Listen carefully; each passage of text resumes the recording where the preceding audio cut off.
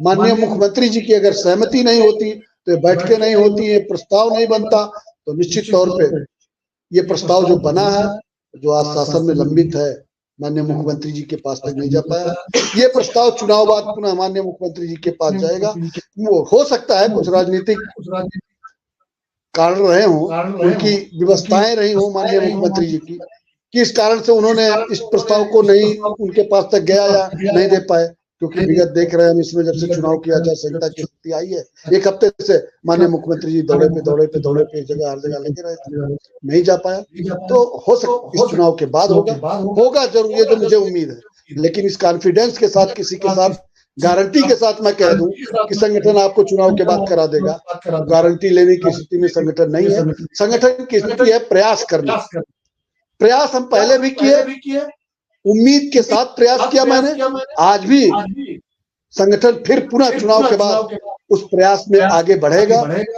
और प्रयास में अगर सरकार की जरा सा भी रामदली रही, माननीय मुख्यमंत्री जी की कृपा दृष्टि हुई, तो निश्चित तौर पर प्रस्ताव फिर पुनः माननीय मुख्यमंत्री जी के पास जाएगा। और हमारा प्रयास रहेगा कि प्रस्ताव पे सहमति बने और शिक्षा मित्रों को खुशी मिले। जो कुछ भी है, मैं तो कहता हूँ उसमें जो भी है, एक रास्ता खुले शिक्षा मित्रों का। मैंने कहा था कि आप ये कर दो, जो भी आपने प्रस्ताव में, मैंने तो यहाँ तक संगठन ने कह दिया कि जो भी आपने प्रस्ताव में भेजा है वही कर दो।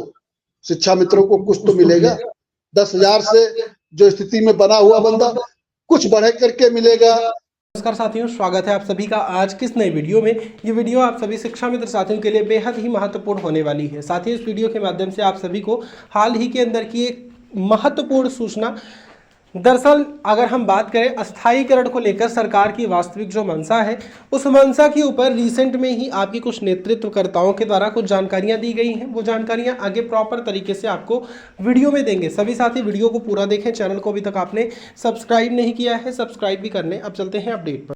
कुछ उसकी सुविधाएं हैं, जो मूलभूत सुविधाएं हैं, उसमें बढ़ोतरी हो जाएगी।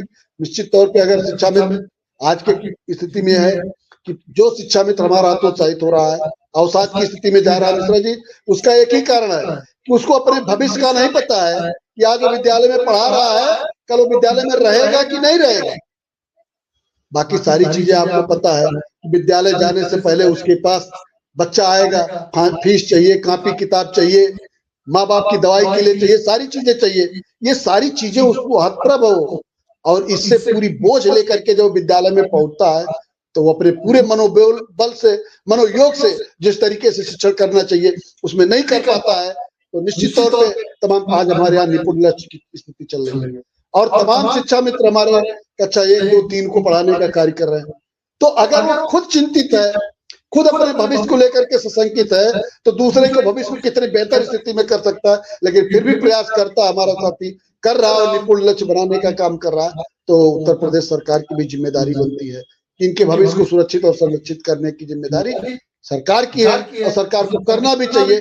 मैं तो कहूंगा एक लाइन में, हमारे संगठन ने तो 2023 में शुरू कर दिया था कि आप एक लाइन का आदेश कर दीजिए कि शिक्षा मित्रों को न्यू एजुकेशन पॉलिसी में सम्मिलित करते हुए इनको अस्थायी किया जा रहा है। आप जो दे रहे हो वही देते रहो, कोई दिक्कत नहीं। एक फिक्स कर दीजिए कि प्रत्येक वर्ष इतना प्रतिशत इनका डीए के रूप में या किसी भी तरीके से बढ़ता जाएगा, एक फिक्स कर दीजिए।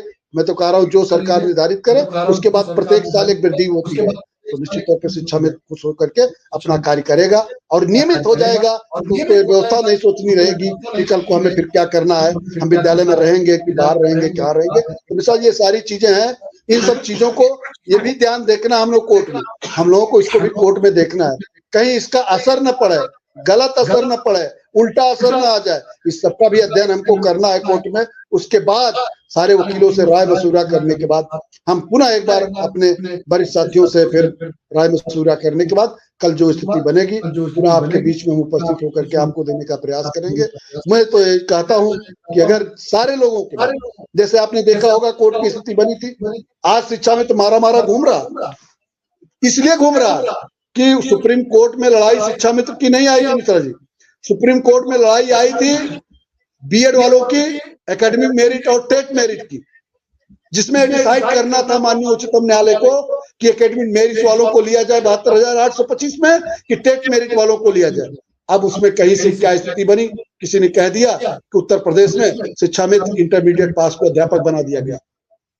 यहां से एक लाइन का आदेश हुआ माननीय उच्चतम न्यायालय का कि कमेटी बना के लिया जाए। तो लड़ाई यहाँ की थी, आया शिक्षा मित्र बीच में, तो अब एकेडमिक मेरिट और टेट मेरिट दोनों बहाल हो गई। आपने देखा जैसा 72,825 में फैसला चोर और सिपाही का आया था, तो चोर भी सही हो गया, सिपाही भी सही हो गया और पीसा गया शिक्षा मित्र। ऐसी स्थिति में अगर बीएड वाले प्राथमिक के लिए एलिजिबल नहीं है और उनको अगर कोई मर्सी की स्थिति बनती है कोर्ट में, चाहे जिस राज्य से हो, तो निश्चित तौर पे अगर उनको मर्जी की स्थिति बनती है तो हमें भी चाहिए कि हमारे शिक्षा मित्रों के साथ न्याय हो और पुनः 2017 से हमारा शिक्षा मित्र जिस स्थिति में था उसी स्थिति में उसे लाया जाए। इस स्थिति का अवलोकन हम कर रहे हैं। अगर स्थिति बनेगी तो पूनम मिश्रा जी इसको फिर हम कल आपको बताएंगे। जी बिल्कुल कह रहे हैं, मैं पवन जी से